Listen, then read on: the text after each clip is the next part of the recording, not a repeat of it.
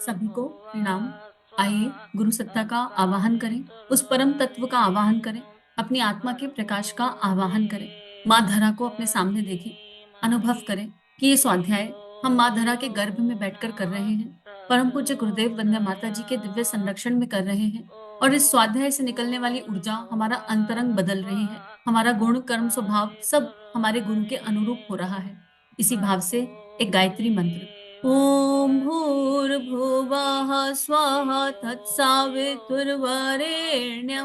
भर्गो देवस्य धीमहि धियो यो नः प्रचोदयात्। आत्मा और परमात्मा का मिलन संयोग डे 5। पिछले स्वाध्याय में गुरुदेव ने हमें समझाया कि हमारे जीवन रूपी समुद्र का अगर हम सही से मंथन करें तो 14 रत्न नहीं 14,000 रत्न निकल सकते हैं, क्योंकि सब कुछ हमारे भीतर ही है।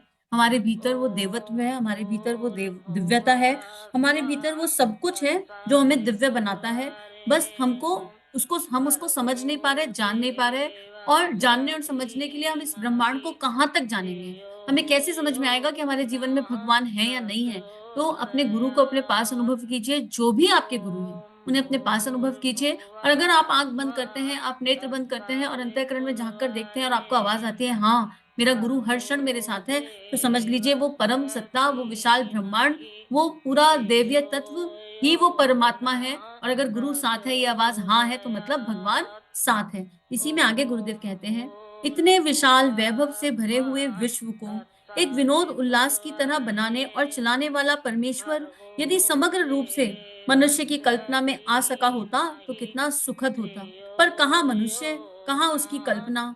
इनकी तुच्छता और भगवान की विशालता का आपस में कोई संबंध नहीं, इनकी कोई संगति नहीं बैठ। उसका समग्र स्वरूप तो सत्य चित्त आनंद से, सत्यम शिवम सुंदरम से इतना ओतप्रोत है कि उसकी एक बूंद पाकर भी मनुष्य कृत्य कृत्य हो सकता है। निसंदेह हमारा आपा महान है और निश्चय ही हमारा परमेश्वर अत्यंत ही महान है।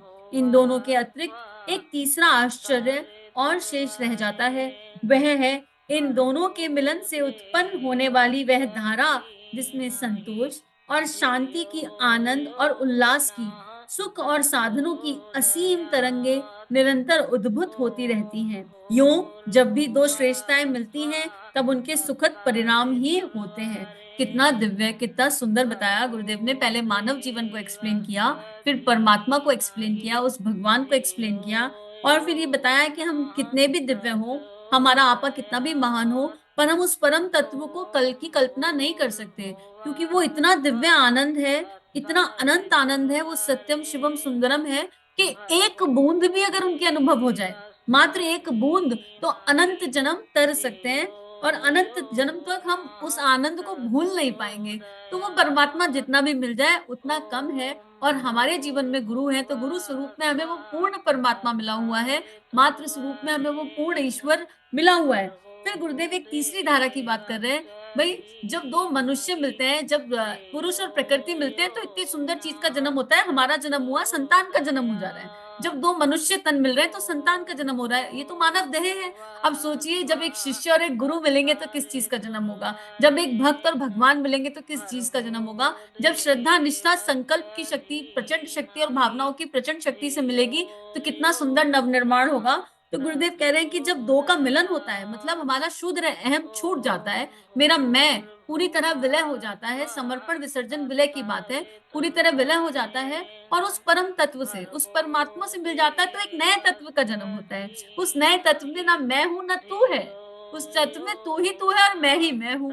वो अहम ब्रह्मा अस्मिन है, पर वो बड़ा विराट है। उसमें वो यंत्र अपने यंत्री को चला रहा है, आप एकत्व में हो। जैसे इसको एग्जाम्पल से समझ लीजिए कि जैसे माँ मीना और गिरधर दो दिखते थे, ठाकुर और काली दो दिखते थे, गुरुदेव और गायत्री माँ दो दिखते थे, लेकिन वो दो है नहीं, वो असल में एक ही है। मतलब वो दिव्य एक बालक राम ने साधना शुरू करी और वो आचार्य पंडित श्री राम बन गया।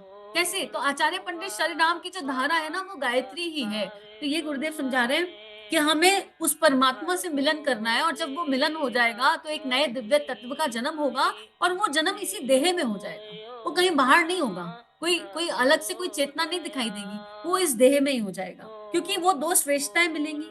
अब आगे गुरुदेव लिख रहे हैं, ऋण और धन विद्युत धाराएं मिलकर रोमांचकारी शक्ति प्रवाह में परिणत हो जाती हैं और उनके द्वारा अनोखे काम संपन्न होते हैं। स्त्री और पुरुष का मिलन न केवल हृदय की कली कली को खिला देता है, वरन एक नए परिवार, नए समाज का सृजन आरंभ कर देता है। आत्मा और परमात्मा का मिलन कितना सुखद, कितना सक्षम, कितना अद्भुत हो सकता है, इसकी कल्पना भी कर सकना यदि हमारे लिए संभव हुआ होता, तो तृष्णा वासना जिस फूहड़ परितप्ति के लिए मृग मरीचिका में भटकते फिर रहे हैं, उसे छोड़कर अपनी गतिविधियां इस दिशा में बदलते, जिसमें उस परम मिलन से उत्पन्न होने वाली अजस शांति और शक्ति की संभावना प्रत्यक्ष प्रस्तुत है। अब यहाँ गुरुदेव ये कारण भी दे रहे हैं कि आत्मा परमात्मा से क्यों नहीं मिल पाती, क्योंकि हम कल्पना ही नहीं कर पाते। हम कल्पना ही नहीं कर पाते। स्त्री पुरुष के मिलन से संतान होने वाली है, ये कल्पना हमारे हाथ में है और हमें बड़ा सौभाग्य प्रतीत होता है। हम माता पिता बन जाएंगे, हम दादी बाबा बन जाएंगे, हम चाचा चाची बन जाएंगे, वंश आगे बढ़ेगा, तो ये कल्पना में है और ये कल्पना एक सुखद कल्पना है, राइट? इसलिए हर माता पिता चाहते हैं बच्चे का विवाह हो और विवाह के बाद फिर जाते हैं संतान हो, क्योंकि वो इमेजिनेशन में है, वो सुख, वो आनंद, और वो लेकिन वो सुख और आनंद क्षणिक है ना, फिर वो भी परमानेंट तो नहीं है। लेकिन आत्मा और परमात्मा के मिलन से क्या घटित होगा, हम उसको इमेजिन नहीं कर पा रहे। अगर हम उस सुख को इमेजिन कर लें, जो सुख दुख से परे एक आनंद की अवस्था है, अगर वो इमेजिनेशन में थोड़ा सा भी आ जाए, इतना सा भी आ जाए, तो हम उस दिशा में निश्चित रूप से बढ़ेंगे। और इस किताब के माध्यम से गुरुदेव हमें उस आनंद का अनुभव करवाना चाहते हैं कि तुम कल्पना में तो लाओ कि जब तुम अपने ईश्वर से एक हो जाओगे तो क्या होगा। तुम इसको थोड़ा तो सोचो। और देखो, कल्पना में कोई चीज कब आती है, जब उस पर चिंतन किया जाए। तो उपासना के क्रम में बैठकर हम ये चिंतन करें कि अगर मैं गायत्री माता से एक हो जाऊं, गायत्री माता और मैं एक हो जाऊं, अगर वंदना माता जी और मैं एक हो जाऊं, अगर माँ काली और मैं एक हो जाऊं, अगर श्री राधा और हम एक हो जाएं, अगर गुरुदेव और हम एक हो जाएं, अगर ठाकुर और हम एक हो जाएं, अगर हमारा इष्ट और हम एक हो जाएं, तो वो नया दिव्य तत्व क्या निकलेगा। हम उस पर चिंतन तो करके देखें, क्या होगा। विचारना तो करें, भावना तो करें, यूनिवर्स में ये भाव डाले तो सही। तो इस धारणा के साथ उपासना कुछ दिन करके देखिए, एक दिव्य तत्व अनुभव होगा, एक दिव्य तत्व अनुभव होगा आप लोगों को। आगे पढ़ते हैं। आत्मा और परमात्मा की दो परम सत्ताओं की परस्पर मिलन के प्रयत्न को ही योग कहते हैं। योग शब्द का अर्थ ही जोड़ना या मिलन है। किसका जोड़ किससे, इसका एक ही उत्तर है, आत्मा से परमात्मा का मिलन। यह प्रक्रिया संपन्न की जा सके तो उसके परिणाम और फलितार्थ भी उतने ही अद्भुत हो सकते हैं जितने कि ये दोनों तत्व स्वयं में अद्भुत हैं। बूंद समुद्र में मिल जाए तो वह खोती कुछ नहीं, अपनी व्यापकता बढ़ाकर स्वयं समुद्र बन जाती है। पानी दूध में मिलकर कुछ खोता नहीं, अपना मूल्य ही बढ़ा लेता है। लोहा पारस को छूकर घाटे में थोड़ी ही रहता है, यह स्पर्श उसके सम्मान की वृद्धि ही करता है। आत्मा और परमात्मा का मिलन निसंदेह आत्मा के लिए बहुत ही श्रेयस्कर है, पर इसके योगदान से परमात्मा भी कम प्रसन्न नहीं होता। इस व्यक्त विश्व में उसकी अव्यक्त सत्ता रहस्य में ही बनी रहती है। जो हो रहा है वह पर्दे के पीछे अदृश्य ही तो है। उसे मूर्तिमान दृश्य बनाने के लिए ही तो यह विश्व सृजा गया है। जड़ पदार्थों से वह प्रयोजन पूरा कहाँ होता है। चैतन्य जीवधारी के बिना इस धरती का समस्त वैभव सूना, अनजान ही पड़ा रहेगा। पदार्थों का मूल्य तभी है जब उनका उपयोग संभव हो, और उपयोग चेतन आत्मा ही कर सकती है। इस विश्व में जो चेतन समाया हुआ है, उसका प्रतीक प्रतिनिधि मनुष्य है। यहाँ गुरुदेव इस पैराग्राफ में एक छोटी सी बात समझाना चाह रहे हैं। जब गुरुदेव चेतन तत्व की बात कर रहे हैं, गुरुदेव कह रहे हैं मैं जड़ से काम कैसे लूं, मुझे चेतन तत्व चाहिए, और वो चेतन तत्व केवल मनुष्य में है, केवल मानव चेतना में समाया हुआ है। आप इमेजिन करो, हम में और डेड बॉडी में क्या डिफरेंस है। दोनों के दो आंख है, दो हाथ है, दो पांव है, पूरा इंटरनल सिस्टम भी वही है, लेकिन फिर भी एक डिफरेंस है। एक डेड बॉडी को बॉडी कहना शुरू कर देते हैं, और जब तक हम जीवित हैं हमारी देह का एक नाम है, हमारी आत्मा का एक नाम है, हमारे गुण कर्म स्वभाव है, उनका इम्पैक्ट है। पर एक डेड बॉडी से ना कोई आशा है, ना कोई अपेक्षा है। एक आप किसी रिश्ते से बहुत ज्यादा आशा अपेक्षा करते हो, बहुत सारा आशा अपेक्षा, लेकिन अगर वो रिश्ता उसी समय डेड हो जाए तो आपकी आशा अपेक्षा उसी समय खत्म हो जाती है। लेकिन इसका मतलब हम आशा अपेक्षा किसी देह से नहीं कर रहे हैं, हम उसके भीतर जो परम दिव्य तत्व है, जो चेतन तत्व है, हम उससे कुछ चाह रहे हैं। और चाह क्या रहे हैं, सीमित चाह रहे हैं। उस असीमित से हम सीमित चाह रहे हैं, और अपने भीतर भी संकीर्ण होते जा रहे हैं, अपनी असीमितता को भी नहीं देख पा रहे हैं। तो गुरुदेव ने इतने सारे एग्जाम्पल से बताया कि हम इमेजिन तो करें। अब इसको हमारा जो इतिहास है उसमें बहुत सारे एग्जाम्पल हैं।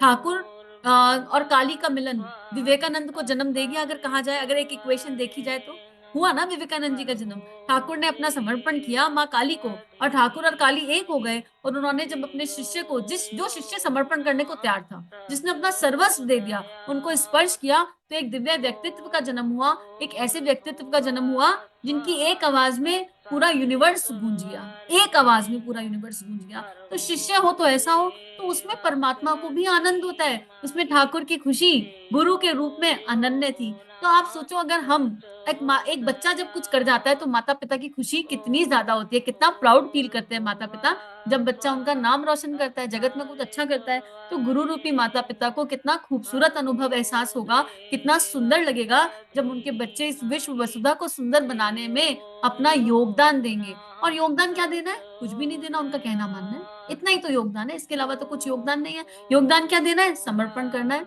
योगदान क्या देना है? अच्छा चिंतन, दिन भर हमारा चिंतन अच्छा हो। योगदान क्या करना है? उपासना हमारे जीवन का नियमित अभिन्न अंग हो। योगदान क्या देना है? साधना, दिन भर देखें, दिन भर स्वयं को साधें, दिन भर इंद्रिय संयम पर ध्यान केंद्रित करें। कल गुरुदेव ने समझाया था परसों के स्वाध्याय में कि इंद्रिय संयम के बिना ये संभव नहीं है। हर समय पेट, प्रजनन और खाना, ये नहीं सोच सकते। हर समय किसने क्या कह दिया, किसने क्या नहीं कहा, ये नहीं सोच सकते। हर समय पर चिंतन पे टिके हुए हैं, इससे भगवान नहीं मिलेगा। मेरी भावनाओं में मेरा इष्ट समाया रहे, मेरे विचारों में वो इष्ट, उसकी दिव्य आभा, उनकी दिव्य ऊर्जा, उनके दिव्य कर्म समाये रहे, और हमारा भाव और कर्म का जो कॉम्बिनेशन है, भाव और विचार का कॉम्बिनेशन हमारे कर्मों में दिखने लग जाए समर्पण भाव से। मात्र इतना करना है। तो इसमें आगे गुरुदेव यही बात लिख रहे हैं कि मनुष्य अगर सहयोग कर दे, मनुष्य के सहयोग के बिना परमात्मा का वह प्रयोजन पूरा नहीं होता। और सहयोग केवल इतना है, यस बॉस, अर्जुन ने करा ना सहयोग, करिष्य वचनम तब, जो गुरु कहेगा अब वो मैं करूंगा, अब जो कृष्ण आप कहेंगे वो मैं करूंगा। सब कुछ समझने के बाद उन्हें ये समझ में आया कि शरणागति ही एकमात्र रास्ता है। तो वो समर्पण गुरुदेव कह रहे हैं कि आप सहयोग करो, बदल हम देंगे। जिसके निमित्त इस सृष्टि को सृजा किया, परमेश्वर अकेला था। उसने बहुत होने की इच्छा करी, बहुत बने तो जरूर, पर यदि उसके अनुरूप और उसके जैसे ना हुए तो उस सृजन का उद्देश्य पूरा कहाँ हुआ। आनंद तो समान स्तर की उपलब्धि में होता है। बंदर और सुअर का साथ कहाँ जमेगा? आदमी की शादी कुतिया से कैसे होगी? पानी में लोहा कैसे घुलेगा? आदमी की शादी, बच्चों का खेल बच्चों में और विद्वानों की गोष्ठी में विद्वानों में जमती है। हलवाई और पहलवान का संग कब तक चलेगा? कसाई और पंडित की दिशा अलग अलग है। मनुष्य में भी ऐसे कम नहीं जो परमेश्वर की इच्छा और दिशा से बिल्कुल विमुख होकर चलते हैं। असुरता को पसंद और वरण करने वाले लोगों की कमी कहाँ है? सच पूछा जाए तो माया ने सभी की बुद्धि को तमासन कर रखा है, अज्ञान अंधकार में भटका दिया है, और वे सुख की तलाश आत्म तत्व में करने की अपेक्षा उन जड़ पदार्थों में करते हैं जहां उस परमात्मा के मिलन की कोई संभावना ही नहीं। तो यहाँ पर गुरुदेव इनडायरेक्टली व्यसनों की बात कर रहे हैं कि हर कोई ढूंढ तो उस भगवान को रहा है, लेकिन कॉम्बिनेशन तो होना चाहिए ना। भाई, कॉम्बिनेशन गुरुदेव ने इतने सारे दिए, एक पहलवान और हलवाई का कोई मिलन नहीं है, कसाई और पंडित का कोई जोड़ नहीं है। तो हमारे गुण कर्म स्वभाव उस श्रेष्ठ गुणों के समुच्चय के साथ एक सार तो हो, इकसार तो हो, तब तो मिलन होगा। ये तो मिलन कैसे संभव है? और वो श्रेष्ठ गुणों के समुच्चय के गुण कर्म स्वभाव क्या है वो हमें पता है। सारे ऋषियों का जीवन हमें पता है, सारे संतों का जीवन हमें पता है, जिन्होंने एक महान जीवन जिया। इतने सारे एग्जाम्पल हमारे इतिहास में भरे पड़े हैं, हमें पता है। लेकिन जब हम लो होते हैं तो हम टेम्पररी चीजों की तरफ भाग जाते हैं, हम व्यसनों की तरफ भाग जाते हैं। हम व्यसन बहुत सारे होते हैं, खाली ड्रिंक करना, स्मोक करना व्यसन नहीं है। हम बहुत लो हो रहे, किसी ने कुछ कह दिया तो हमने एक फोन मिलाया, अपना समय खराब किया, और जिसको फोन मिलाया उसका भी समय खराब किया, और बात क्या करी? तीसरे की बुराई। इसने मुझे ऐसे कह दिया, उसने मुझे ऐसा कह दिया, ये तो सुनते ही नहीं है, इसके घर में ये समस्या है, उसके घर में वो समस्या है, इनके पास कोई काम धंधा नहीं है क्या? अरे आपके पास कोई काम धंधा है क्या? आप क्या कर रहे हैं? आपके जीवन में एक परेशानी आई, आपको अपने इष्ट के साथ बैठना था, उस समस्या पे चिंतन नहीं, उसके समाधान पे चिंतन करना था। आपने एक तीसरे इंसान का समय और खराब किया। तो यहाँ सुनने वाले की भी समस्या है कि सुनने वाला, कई बार ऐसा होता है कि सुनने वाला सुनना नहीं चाह रहा, उसे सुना ही नहीं आ रहा, लेकिन ना कहने में बड़ी दिक्कत हो रही है कि ना कैसे कहें, बुरा मान जाएंगे भाभी जी। भाभी जी को ना कह दिया तो भाभी जी का तो दिल टूट जाएगा, ससुराल में बात खराब हो जाएगी, नाक नीची हो जाएगी। अरे आप क्यों अनुचित सुन रहे हैं? आप क्यों किसी का गार्बेज बैग बन रहे हैं जब आपका रस नहीं है, आपका आनंद नहीं है? या एक दूसरी श्रेणी ये होती है कि फोन किया, बात आई, तो हमारे मन में तो ऑलरेडी उनके लिए बड़ा कलेश था, मजा आ गया, लो अब बैठ के करेंगे गप्पे, 3 घंटे कब निकल गए फोन पे पता नहीं चला। क्या करते थे? तीसरे इंसान की बुराई।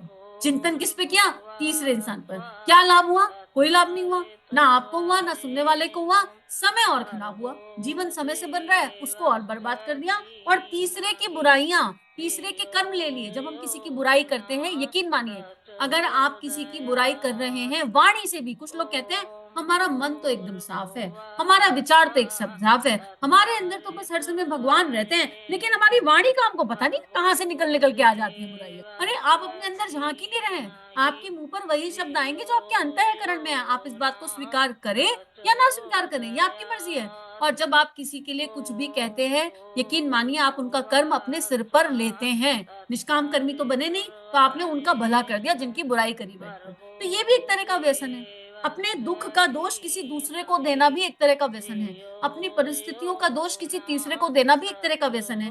आपका जीवन है, आपके जीवन में आपकी परिस्थितियां हैं, समाधान भी आप ही के भीतर है। तो आप दूसरे को दोष देकर उससे भाग क्यों रहे हैं? ये क्यों कह रहे हैं कि हमारा जीवन तो इसी तरह कटेगा? आप भगवान की संतान हैं, आप साहसी हैं, आप उस परमात्मा की तरफ देखिए, झाँकिए, उस परमात्मा को अनुभव कीजिए अपने भीतर और समाधान पर चिंतन कीजिए और समाधान अवेलेबल है। आपसे कह दिया जाए कि 90 दिन एक ध्यान कर लो, इस स्वाध्याय को नोट्स बनाकर 90 दिन सुन लो, और 90 दिन कैसे हो पाएगा? बीच में तो छूट ही जाता है, कुछ ना कुछ तो काम आ ही जाता है। कोई ऐसा दिन होता है जब फेसबुक नहीं चलाते, कोई ऐसा दिन होता है जब व्हाट्सएप नहीं चलाते, कोई ऐसा दिन होता है जब यूट्यूब नहीं करते। पूरे संसारिक काम 90 दिन करके आपसे कहा जाए 90 दिन जरा छोड़ के दिखाओ फेसबुक, व्हाट्सएप, ट्विटर, ये सारी चीजें, वो तो हमसे छूटेंगी नहीं। अरे जब बुराई छूट नहीं रही तो अच्छाई अपना लो। आपसे नहीं कह रहे हम बुराई छोड़ो, कोई प्रॉब्लम नहीं, आपसे नहीं छूट रहा, कोई दिक्कत नहीं, आप खूब देखो, लेकिन दिन में आधा घंटे का समय निकाल लो अच्छाई धारण करने के लिए। और जब वो अच्छाई आप 90 दिन लगातार धारण करेंगे, यकीन मानिए आपके भीतर परिवर्तन आएगा, आपके अंतःकरण में अंतर आएगा, क्योंकि हम जो सुनेंगे, जो पढ़ेंगे, उसके वही हम बन जाएंगे। एक समय बाद एक आपको मन नहीं करेगा इधर उधर की बातों में, आपका रस ही नहीं आएगा, आपका चिंतन आपके इष्ट पर परमानेंट टिक जाएगा। तो आज के लिए यही होमवर्क है, गुरुदेव इसमें यही बता रहे हैं कि पहले अपने चिंतन पर काम करो, अपनी भावनाओं पर काम करो, दूसरों को दोष देना बंद करो, अपने भीतर के व्यसनों को चेक करो, अपने भीतर व्यसन क्या है। और केवल तामसिक खाने को व्यसन मत मांगो, तामसिक भोजन को व्यसन मत मानो, पान गुटखा तंबाकू को व्यसन मत मानो। तामसिक भावनाएं भी व्यसन है। ईर्ष्या का भाव, राग का भाव, कंपैरिजन का भाव, द्वेष का भाव, बुराई का भाव, भलाई का भाव और इनसे उत्पन्न विचार भी व्यसन है। तो इन व्यसनों से मुक्ति के लिए एक संकल्प उठाइए मन ही मन। और इसी के साथ आज का स्वाध्याय यहीं पर पूर्ण करते हैं। परम पूज्य गुरुदेव वंदना माता जी से सभी के लिए प्रार्थना कि हम सभी गुरुदेव के बताए इस दिव्य मार्ग पर चल सके। इदम गायत्री इदम नमम, इदम गायत्री इदम नमम, इदम गायत्री इदम नमम। सभी को प्रणाम।